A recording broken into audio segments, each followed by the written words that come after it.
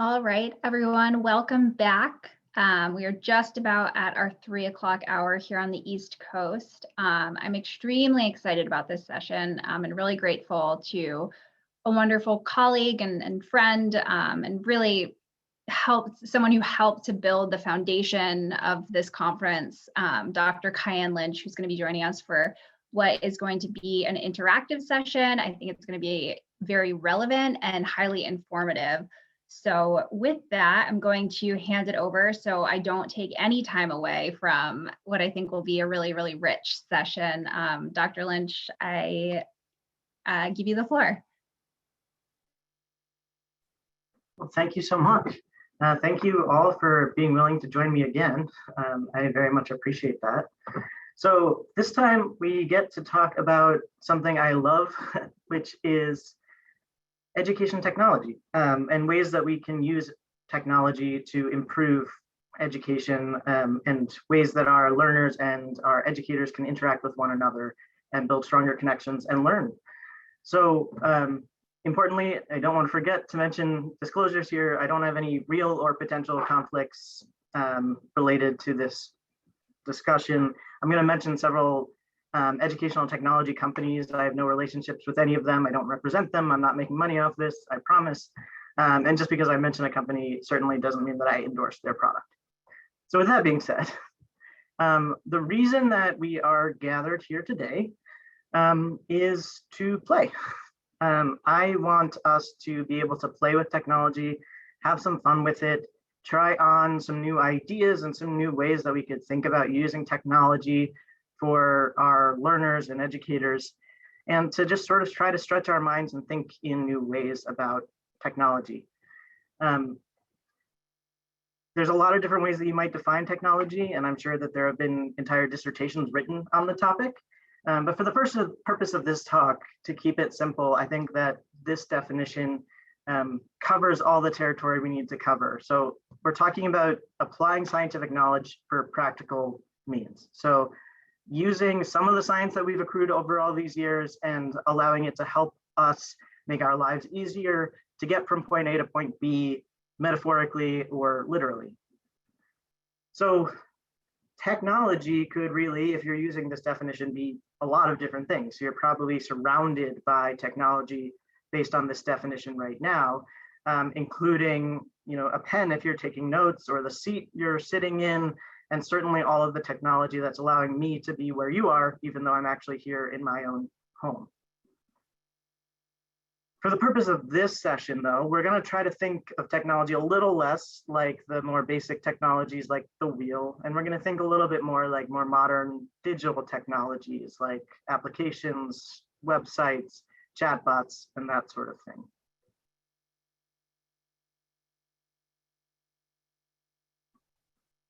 So what we're talking about in this session is applying scientific knowledge for practical purposes in ways that we can really play with data. That's what computers are really great at: accepting, storing, processing, manipulating, transforming, and showing our data back to us according to our needs. So that's really sort of the niche we're going to be covering when we're talking about technological solutions in this talk. And then because we're talking about the educational context, we just kind of amend that at the end. So again, I don't mean to diminish the incredible work of a lot of scholars out there who are defining education technology in much more nuanced ways, but for the purposes of this talk and this session, I want to just think about educational technology as any of these digital technological tools that we can use in the educational context. So that might be study aids or things that you use in the classroom. It might be ways to allow students to communicate with one another. It might be ways to allow people to communicate and organize together. It might be something that teachers use to help each other out. It can be lots of different things as it relates to an educational context, whatever that might be for you. Who makes educational technology is a more complicated question than it seems, hence putting makes in quotes there. Certainly people who are involved in making educational technology are all of the people that you see listed on this screen: computer scientists, web developers, people who are really good at putting together the databases where all that data is stored and organizing it, all the way to the people who think about how I feel and think when I open up a new application for the first time, and everyone in between. All of these really smart people. That being said, I do not have a degree in any of this. I studied medicine and medical humanities and bioethics. I learned to code from none of those. We didn't talk about graphic design or digital tools in really any of my coursework. And yet I make educational technology. And the reason for that is because the people I just mentioned are so good at their jobs and so smart that they've now created tools that us lay people can use to create technology to help us achieve our goals. And so that's where I want to start today, by making it clear that even if you are not a coder or you're not someone who thinks of yourself as technologically minded, you can be part of making educational technology. So let's just see how much you actually believe me right now. So answer this question for me. When you think about educational technology, how do you feel?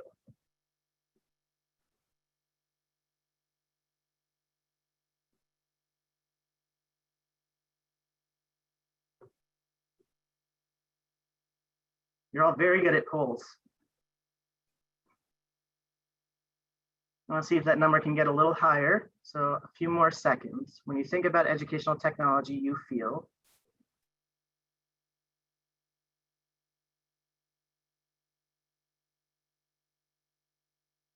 5 more seconds.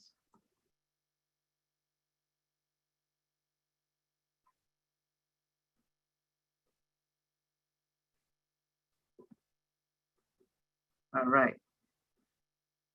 So here's our results. So it seems like we're actually, people are more excited about educational technology than I was worried people might be. The majority of people on this poll are apprehensive, some are anxious, but overall we're leaning more towards the positive end of the spectrum than the negative, so that's great. All right, so then let's ask this question then, which is related but different. When you think about building custom educational technology, how do you feel? If I asked you to do that, what would you think or feel? What might go through your mind?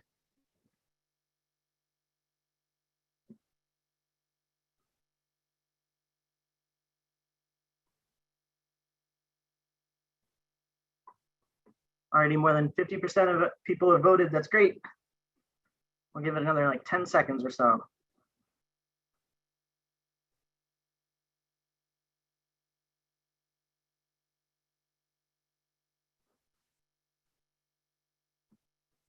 Okay.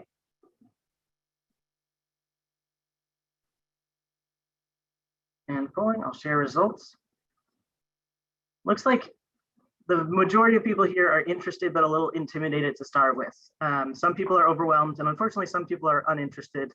We'll see if that changes over the course of today. And then there's some people who are ready to go, which is wonderful. I see in the chat that some people wish they could have chosen multiple words, and I feel that very much. So thank you for picking the best one that described how you were feeling.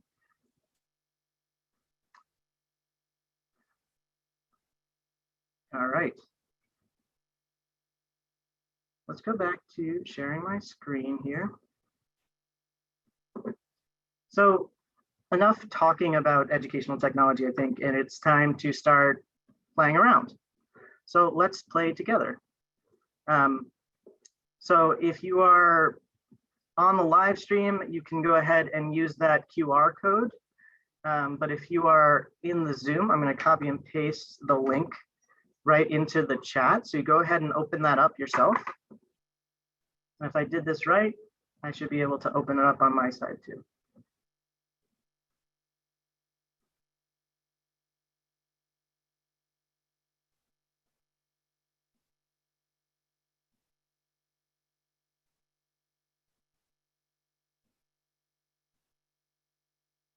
All right, look at all of you people buzzing around. That's so wonderful. All right. Again. Okay, so everyone's here. So we're going to start by just playing around together using this interface, which is Miro, which is just sort of a virtual way of engaging with people who are in very different parts of the world or country, or maybe even in the same room. all together. So I see some people are already jumping in and making a sticky note. I'm going to do mine as well. So the task here is to add a sticky note below with one thing that you've learned so far in the conference. So I'm going to do so by going over to this panel here and clicking on sticky note, or you could hit the N button on your keyboard if that's easier for you. I'm going to choose orange because I'm feeling that, and just go ahead and paste it. And I'm going to say that I learned that the spectrum organizers are amazing. It's kind of cheating because I already knew that, but I'll put that there. And then let's see what everyone else has to say.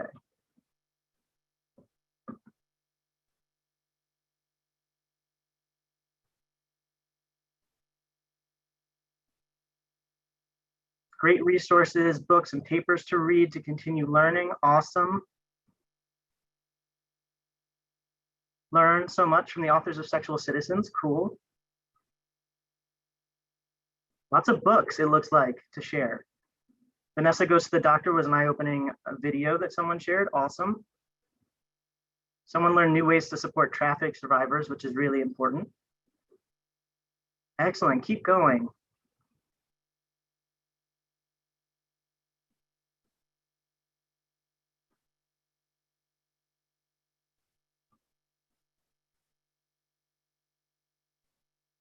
Someone learned about the tool we're using right now. That's true. Someone feels hopeful that people are working hard on equality. That's awesome. Whatever this thing is Miro. I'm glad that you're learning about it. LGBTQ folks in rural communities. Awesome. We'll give it a little bit longer for everyone to get a chance to post their sticky.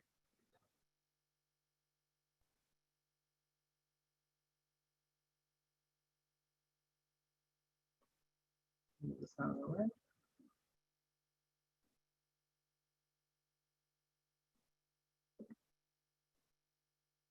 Looks like the authors of the book Sexual Citizens were really impactful. That's awesome.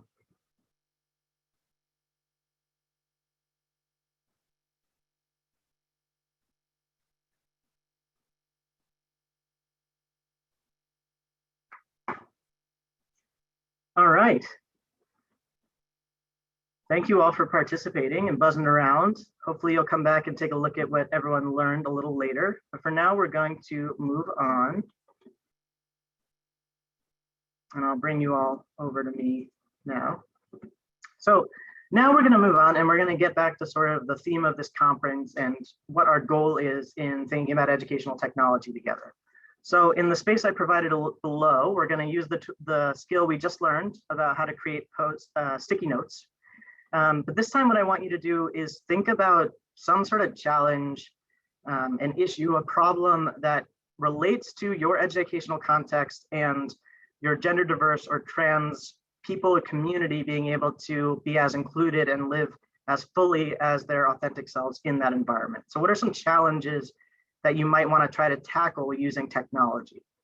So go ahead and add your Post-its down here so we can all look together.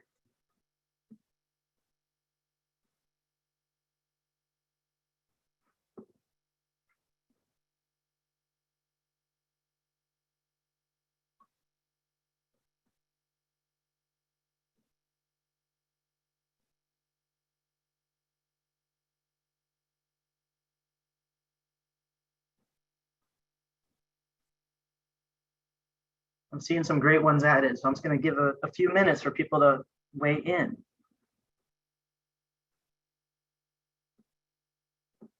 I just hid your cursor so that things are a little less busy on the shared screen. But we can still see all of the Post-its that you're adding here.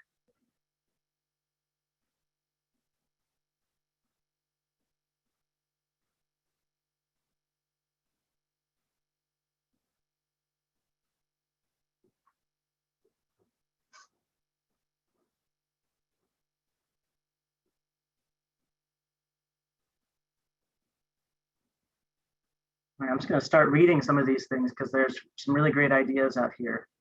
So someone's noting that Blackboard doesn't easily allow for easy name changes or pronouns next to names, although someone suggests using preferred names on Blackboard, it looks like. Lack of awareness is a problem that maybe a tech solution could be useful for. Building community in a hybrid learning environment. Dealing with accidental dead naming in an educational context. Becoming a priority for the IT department, ways of sort of asserting the need for trans inclusion as part of technology.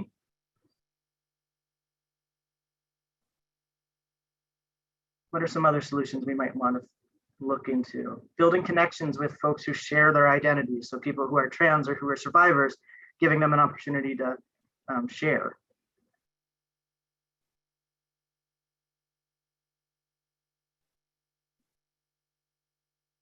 Someone's saying there's isolation and depression out there. Being mindful when creating workshops and educational programming.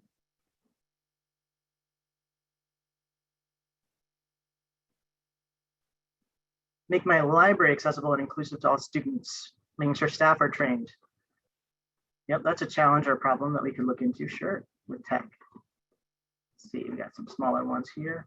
Online forums that only offer 2 choices when asking about gender. That's a good problem. I've definitely encountered that, especially in medicine, which is my context. Forms and language. Someone figured it out, congratulations.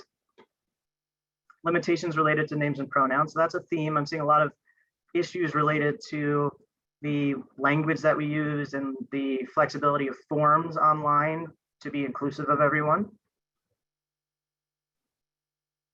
Creating safe spaces or lack thereof, I imagine would be the problem here. Data getting pulled from old sources, yep. Lived versus legal name issues, totally. EHRs, whoever wrote that, you and I share a brain. If only we could change EHRs just within this session together, I think we'd come up with some really good innovations. Someone wants to create a space for people to comment on issues with forms, right?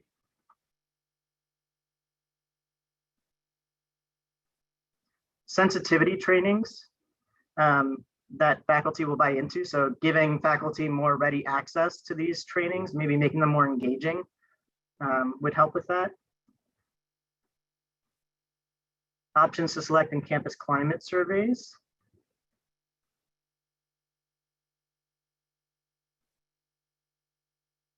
It seems like there's a problem that someone's mentioning about not being out and needing to use technology and how to sort of handle that. Moderation boundary setting. Seems like some people are a little intimidated by technology and that ageism can sometimes be a barrier. So we want to make sure that if we're building technology, we're not building it in a way that leaves anyone out, whether that be on the basis of gender or age.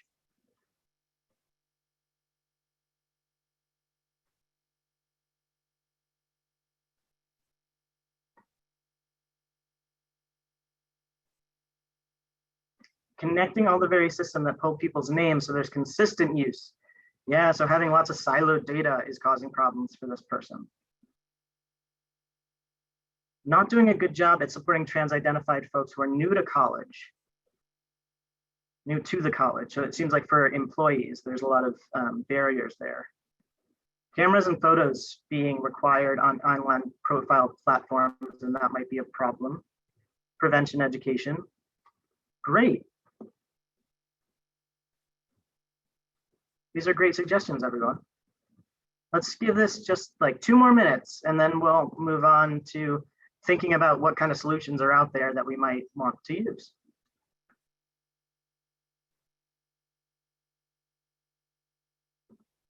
Easy, low-cost ways to increase inclusion on campus. Trying to deal with the problem of inaccurate survey data. Cool. Adding gender pronouns to online profiles.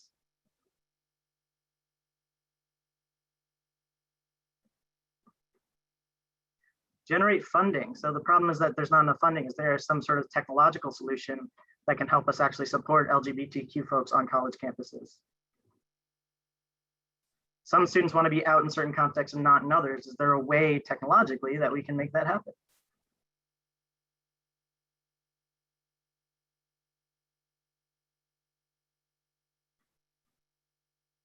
Building trans community or lack thereof on college campuses. Cool.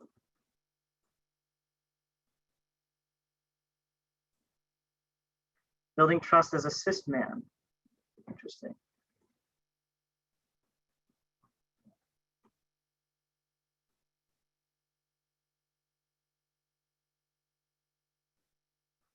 Trans inclusive sex ed, or sex ed not being something that college campuses are comfortable promoting at all.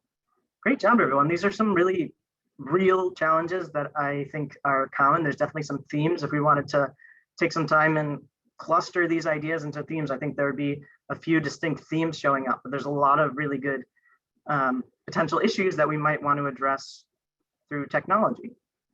So what I'd like to do now is just clear some of these things out of the way and hit next and talk about what EdTech actually means and what kind of examples there are right now that we might draw from to give us some inspiration about how we might want to go about tackling these issues in a technologically automated way.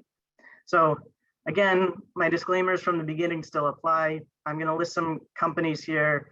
It doesn't mean I use them or that I promote them. I have no financial incentive to list the ones I did. I just tried to list ones that were fairly well-known or commonplace or that illustrated a particular point. This is also certainly not exhaustive. So there's lots of EdTech out there and proliferating as we speak. So these are just some of what's out there.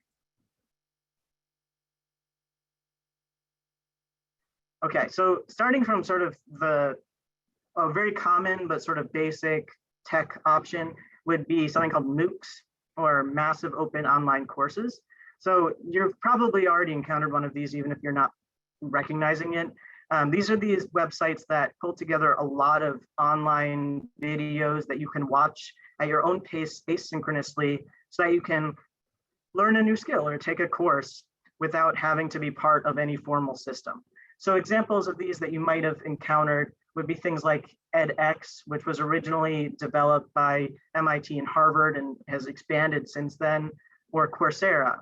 There's also Masterclass, where you can learn to play basketball, or how to dress and drag from RuPaul. That there's these libraries full of videos, full of lots of great content, and you can access them wherever you are on demand to learn something that you want to learn. So MOOCs are one option and one form of EdTech that you can use to convey information and give more people access to the kind of information that you want to share. Another kind of category is video recording and sharing. So as learning moves online, we're now able to make learning a little bit more engaging or make it more multidimensional than just printing documents out and handing them out. And so instead of sharing text, we can share videos. And so a couple of examples of ed technology that really focuses on videos would be Screencastify, which is just an easy way for teachers or educators or anyone really to take a video of themselves delivering instruction on a topic. So some teachers use this to allow for a flipped classroom method where they record the lecture that they might give, and then they post it in some common area, and the students are expected to watch that prior to coming to class where actual activities happen because everyone's gathering synchronously. So you let the video recorded learning happen asynchronously, and then you have activity happening. I see I should have mentioned the SUNY Spark course. Thank you to someone in the chat for sharing that. And then Michelle, I see you in the chat asking if these resources can be shared. So everyone who has access to this Miro board has access to this Miro board. So if you just hold on to the link, you can come back to this, and each of these are clickable. So you can go to the website by clicking on either the picture or the name here. So Screencastify, like I said, recording videos, easily editing them so that you can share them. Flipgrid is a different technology, and this is about allowing multiple people to share their videos. So the idea here is that instead of students responding to a text-based discussion board, they can record themselves filming a video and reply to a discussion prompt with a video of themselves. So it's a little bit more of a multidimensional way of sharing information, a little bit more personalized than just reading the text from a colleague. You get to see them share something with you. So that's another example of ways that you can use video recording and sharing for an educational purpose. Moving on, we can talk about data collection, integration, and analysis. And there's actually a lot of post-its on the previous area about data and the ways that it can get in our way when we're trying to be more inclusive of trans and gender diverse people. So there's ways that we can use technology thoughtfully to allow our data to work for us instead of against us. And there's a lot of different examples of this. I'm just highlighting a couple examples like I have been for other components of educational technology. So Watermark Insights, it's not necessarily about the company, but the idea of this technological platform is that if you have a bunch of data sitting in different databases, but none of them are communicating, one might be outdated. So you have someone's pronouns as she, her in one database, but he, him in another, and you're not sure which one is actually up to date or not. The idea of a company like Watermark Insights or something similar would be that the data actually communicate with one another. So instead of constantly having to go out and get new data, you use the data that you already have in more thoughtful ways so that they're integrated and more streamlined. So that's one sort of view on data, using technology thoughtfully to let computers do some of the heavy lifting so that data is stored in a place where you can access it and manipulate it in lots of different ways, and it's all sort of streamlined for you. Another sort of way of thinking about technology for data purposes would be something like Panorama, which again is one of several companies that specializes in creating surveys that you can do to get information about your climate at your school, or about information that you need to receive about how teachers are doing, how students are doing, how parents feel, etc. So this is just one example, but data, you can think about it both in terms of using technology to help you collect more meaningful data. Qualtrics is another example. Yep, we use REDCap for a lot of our research-based collection. It's not necessarily specific to education research or education data collection, but those are other methods. But how do you actually collect the data? Because we know the data we collect is only as good as the ways that we collect it and the questions that we ask.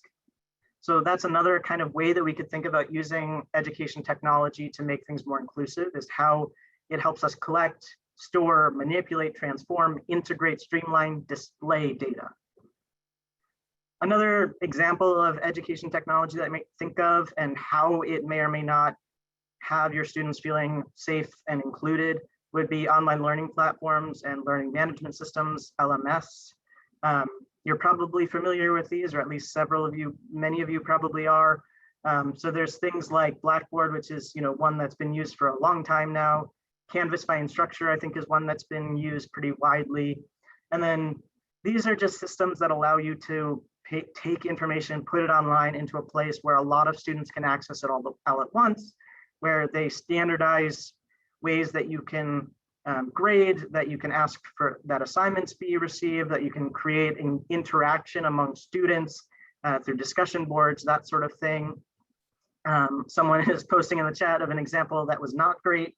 Unfortunately, I think I hear about LMS as being not great more often than I hear them being great, but I'm sure there are some that are really great. Alta by Newton is a slightly different one.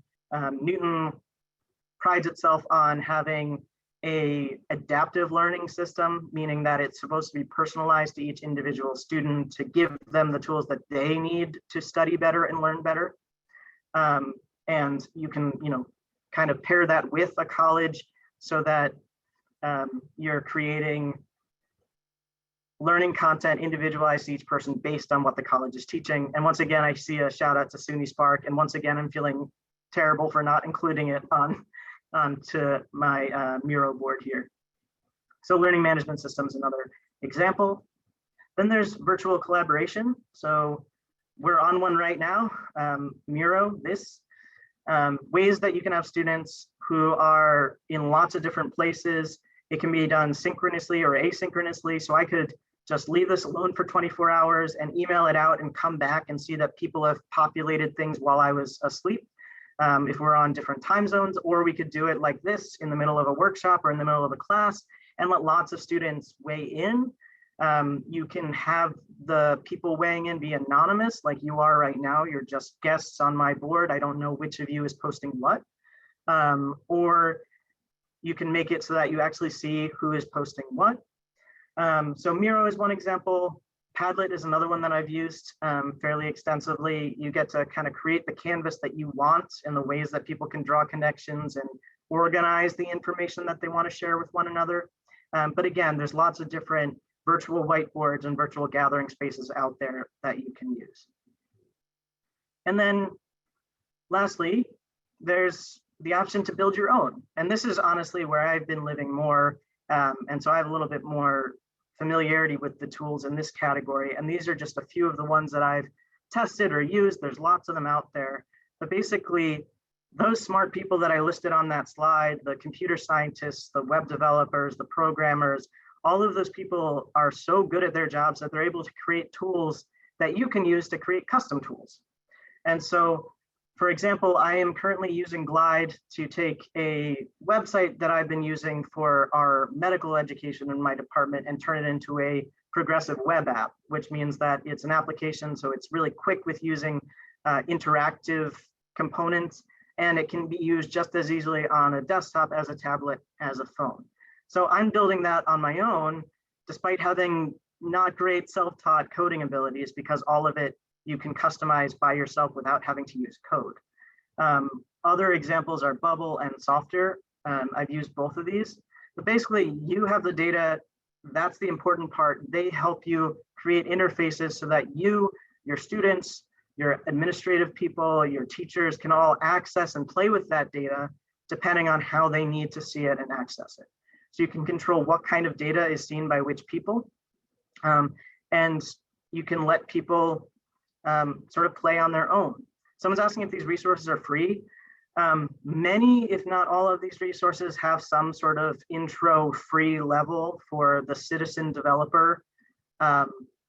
And so you can start at the free level. And then of course, if there are some features that are more costly that you have to pay into. I was able to build the Glide app, or I am building the Glide app for my department for a cost of $288 for an entire year of using the tool so that we can do lots of advanced things. So the cost compared to actually building an app from scratch would be around $60,000. So it's quite a big difference there. Someone's asking a really good question about FERPA issues or HIPAA issues in my context. And you do have to be thoughtful about it. A lot of these tools are meant for education, and so they have answers to that question specific to each resource. So it tells you what level of protection there is for the data and what kind of data you can use in these contexts. So that's sort of just an overview. Does anyone have any questions about any of these or want to make any comments about any of these or things that you found helpful? Seeing someone commented here. I think that was in relation to other things learned. Any other questions or comments that people want to make either on our board or in the chat?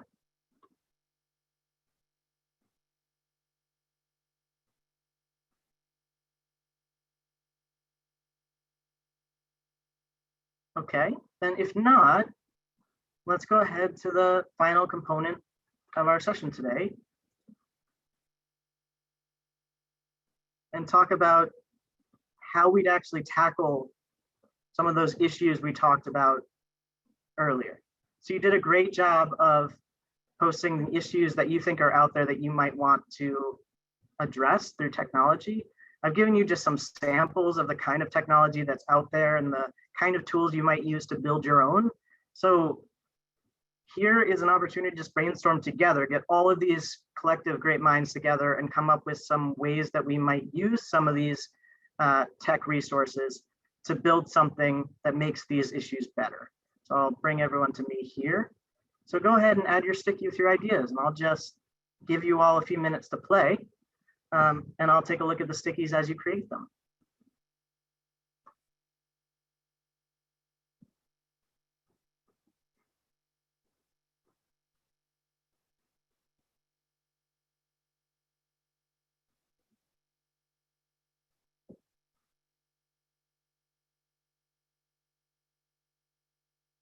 I really appreciate how interactive everyone is being. So thank you so much for playing along.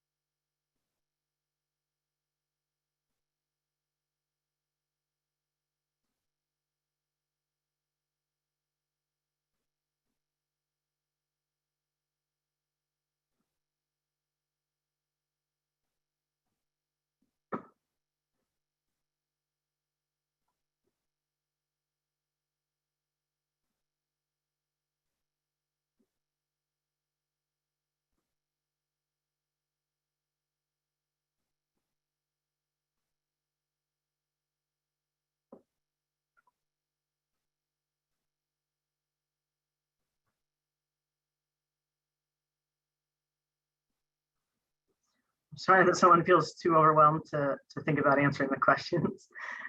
I understand feeling overwhelmed totally. And so this might just be a process where you let this stew for a little bit.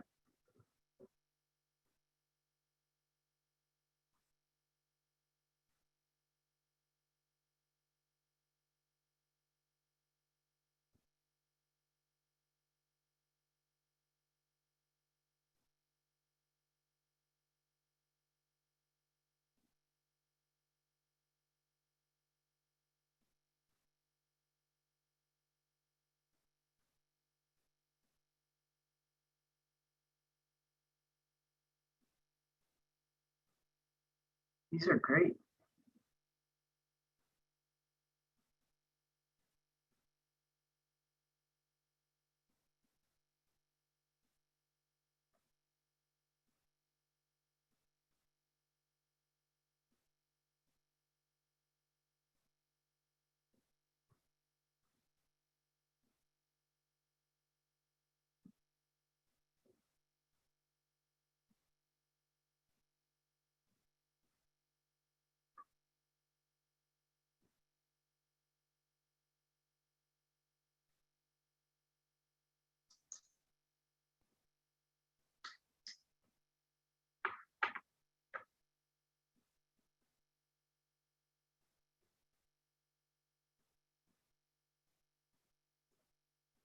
I'm just going to move some of the Post-its so things are a little less crowded. Apologies if I move your Post-it.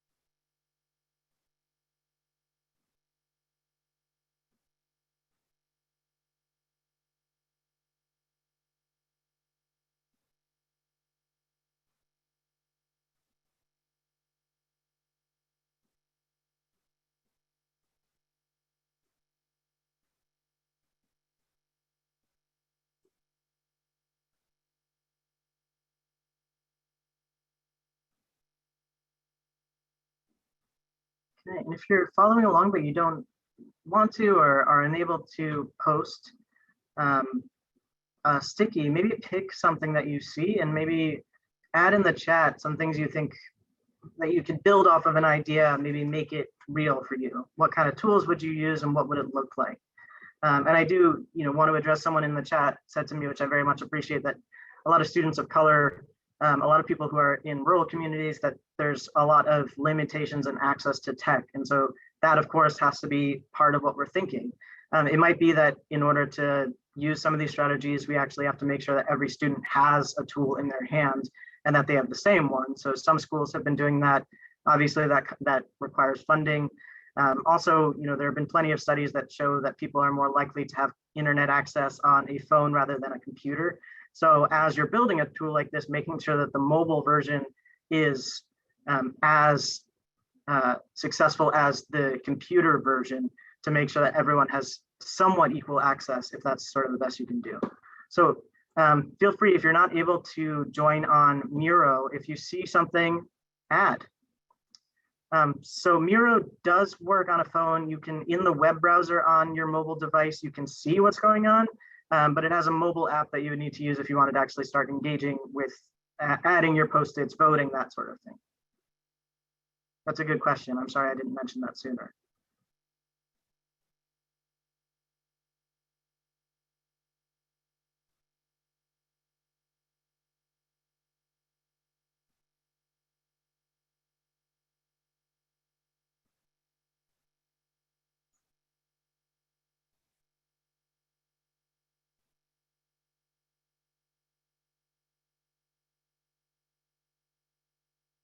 All right, let's take a look at some of the great answers that you've all given here. Sharing some of these resources with professors, researchers. I think sometimes, I know in my department, we forget about faculty development because we're so focused on the learners. We're the more traditionally considered learners, although everyone's a learner. And we forget about making sure that we're giving our faculty professional development, giving our staff admin professional development too. So sharing these out, giving people an opportunity to play like we're doing now might help. Looks like using a survey to identify what faculty and staff feel they need the most help with. So that's a great idea. So instead of giving out information or telling people what you think they need to know, asking them what they need help with, that also helps you connect with their intrinsic motivation by giving them some autonomy in the process. So that's a good idea. This person says, I would like to add a process for any incoming student that we offer an additional optional form that we can fill out and updated at any time, which would be gender identity and romantic and sexual orientation. So something that's always available to them, that's fluid, that would then update the rest of your databases, it seems like. Again, another form-based one to create as many options as possible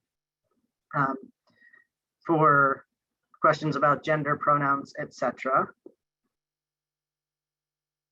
Giving students a virtual space to share and discuss LGBTQ+ media and resources. So maybe you have something like this or a Padlet or another version of this where students are just allowed to go and share information or share ideas or share things that they saw online related to LGBTQ+ life. That's a cool idea, and maybe that's just a community growing tool. Someone mentioned that the ability to respond anonymously seems helpful, and I saw something similar, that more honesty through anonymity, giving people an opportunity to participate, even if they might not feel up to unmuting themselves or turning on their video camera or speaking up. It gives everyone an opportunity to join in and participate. Create a virtual library or repository on trans history. So that's a great idea. There's some digital transgender archives that are out there, but we can always use more on these. You could create something like a MOOC, a video library full of information about trans history videos that people can watch on demand whenever they want. Leveraging social media to build a community. So that could be leveraging existing social media like Twitter, Instagram, Facebook, that sort of thing to help build community around your campus, around certain identities. Or it could be creating your own social media tool through one of the no-code options. You can create your own little fake Twitter just for the people in a certain group, for example, and they can communicate through that and feel a little less exposed, perhaps.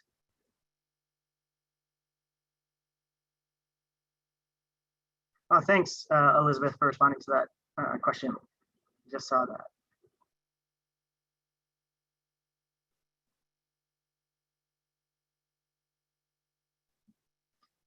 Looks like a lot of people feel the benefits of not having to speak up in order to share a thought.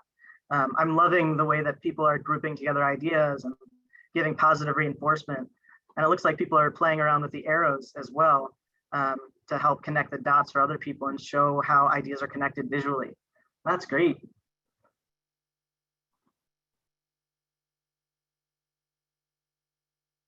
Someone thinks this is a great idea, having a board like this where students could drop suggestions anonymously at any time. So I think that is sort of connected in my mind, at least, to this post-it here, an app and web page for students and affiliated individuals to provide confidential feedback. which then would allow a person in the office to respond directly.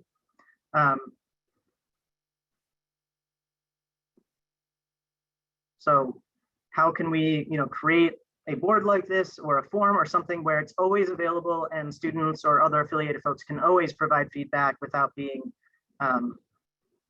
feeling like they're known to the person that they're providing feedback for. I appreciate that someone thinks I'm technologically skilled, but certainly, having a buddy system, there's, I think, some good literature out there now about mentoring and having a mentor who is maybe a little bit more experienced in life than you, but also having a reverse mentor, however you want to think about it, someone who's younger. Like me, I grew up in the age of this, and so it comes more naturally to me. So making sure that some faculty members who are a little less comfortable with tech get paired up with some faculty or staff members who are a little bit more comfortable, and you get bidirectional learning and make sure that everyone is being moved through the process, not just the few. So I like that a lot.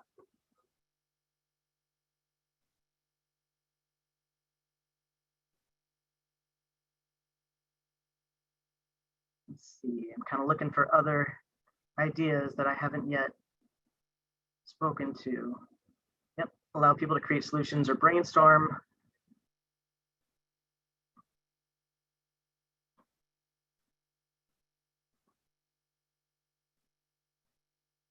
So actually asking student groups what kind of tech appeals to them, that's always a good idea. You want to make sure that you're thinking about the person who's going to be using your tech, not just the person who's creating it.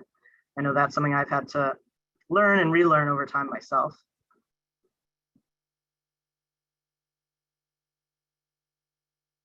So Beth, I'm glad to hear that you're excited to play with some of this in your first year seminar. What kind of things are you thinking about playing with, if you don't mind me asking in the chat?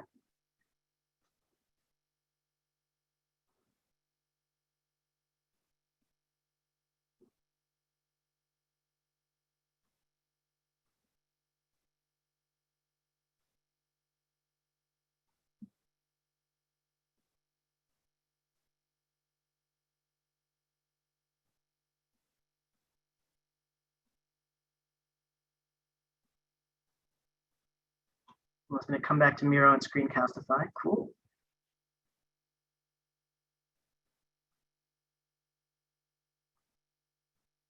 Cool, thanks, Beth. So using Miro like this, having a board put together so students can share their experiences and difficulties about transitioning in the community, and that gives you a sense of what you actually need to address.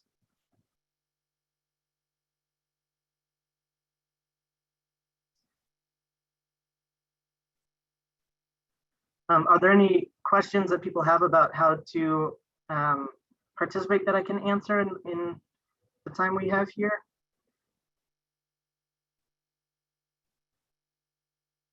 I know this is a short window to play around with totally new tech. So if you're not quite picking it up immediately, that is very normal and totally understandable. So you can always come back to this and play around later. How do I get back to board to post? I'm gonna bring everyone to me.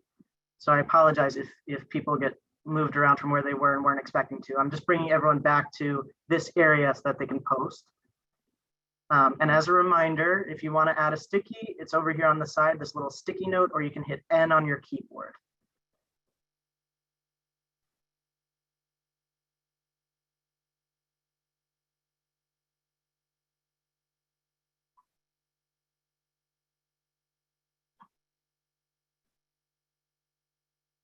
Someone here is saying encourage students to use some of this technology for themselves. So maybe the students want to work towards creating an app for their LGBTQ affinity group, or want to create a page like this where they can collect information that can then maybe be meaningful to the powers that be, so that they can actually advocate for change, but collecting data in an anonymous fashion. Cool.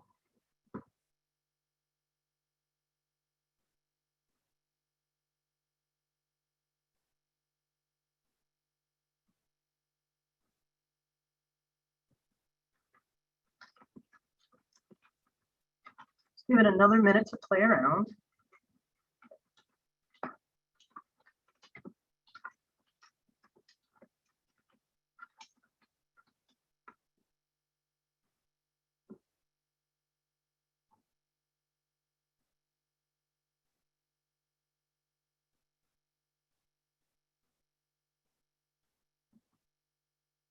Looks like we have a couple other people who are here ready to post.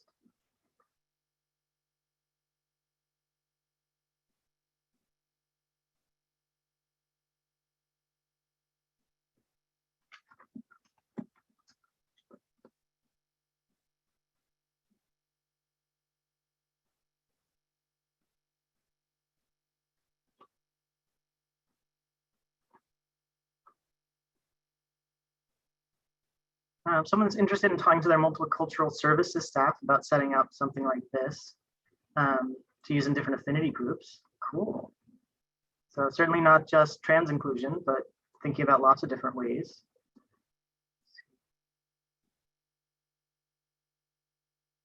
There is a comment here about surveying students to assess their level of comfort with the services from different offices on campus, asking about what to improve, and then someone saying it's smart. And there might be some low-cost options that could help.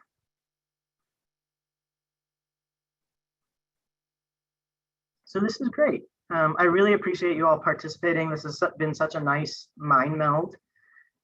This is now, yours in perpetuity. So if someone else out there, I think if I still have the link, yep. So I'm just going to repost the link there so you can bookmark it in case you have questions moving forward. And you can come back here, add things. I will leave it up there so you can continue to connect using this board. Maybe even after this, I'll add another frame where it's just for people to leave comments or connect with one another after this Spectrum meeting. That might be helpful. But it's yours. It's ours to play with. So I'm going to stop sharing my screen. That doesn't actually close the board down, just brings us all back together.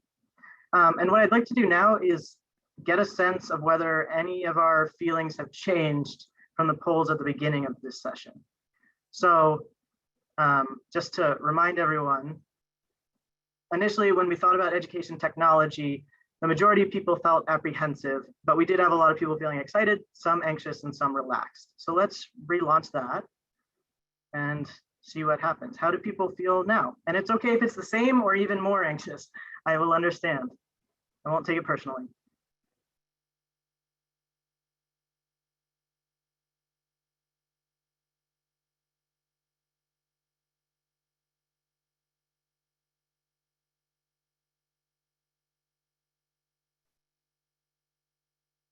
Okay, we're coming near 50% of people voted. And of course, I distracted you by giving a board to play around with, so I'd understand if it takes you a second to get back to polling.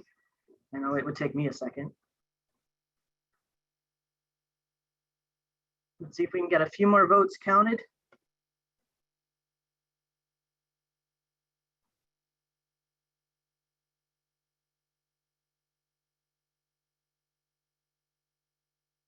All right, let's take a look at the results. So I'm feeling very happy, very satisfied with this result. We have more than 50% of you are feeling excited now about the idea of using EdTech. The level of apprehension has dropped down. So I'm feeling great about that. And hopefully you all carry that with you as you leave here. And let's do this other question. So as a reminder, we asked about building educational technology.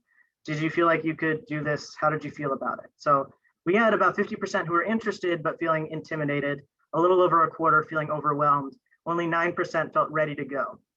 So after some time playing around, and again, I won't be offended, be honest, choose the best answer that applies. How are you feeling now?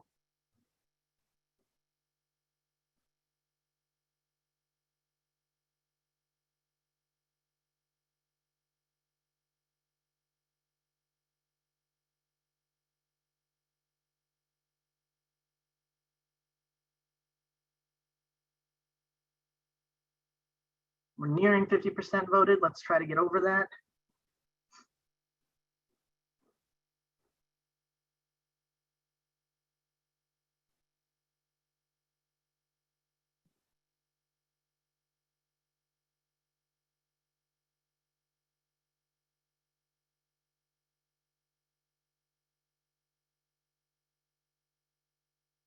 Give it a few more seconds.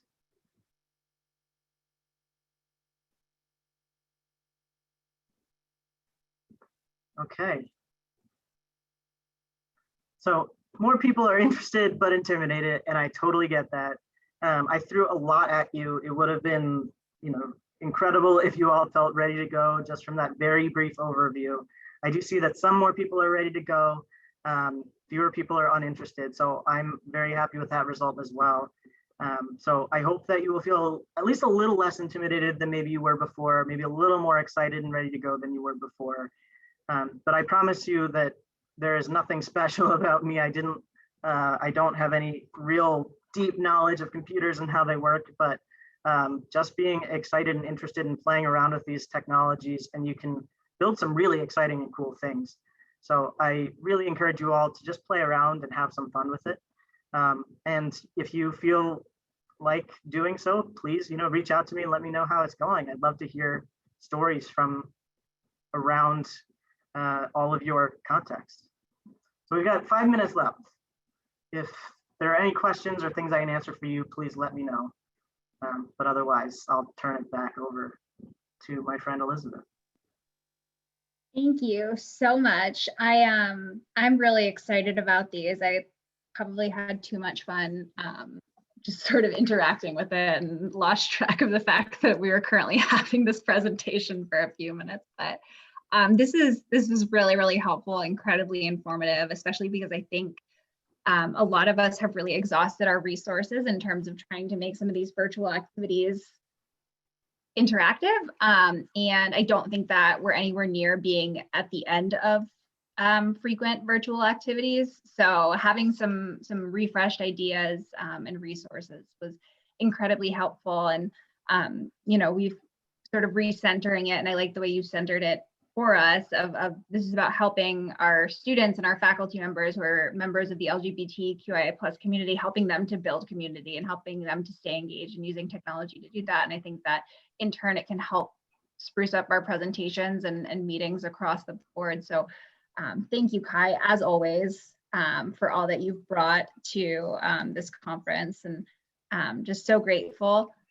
We will reconvene here at 4:30, and we're excited for a really great session on providing career services to LGBTQIA+ students and community members. So we do hope to see you here then. We will leave the chat open, I guess, honestly through 4:30, but Kai will be here until at least 4 o'clock. So hopefully if there are any additional questions that trickle in, we'll see you all at 4:30. Thanks so much. Thank you.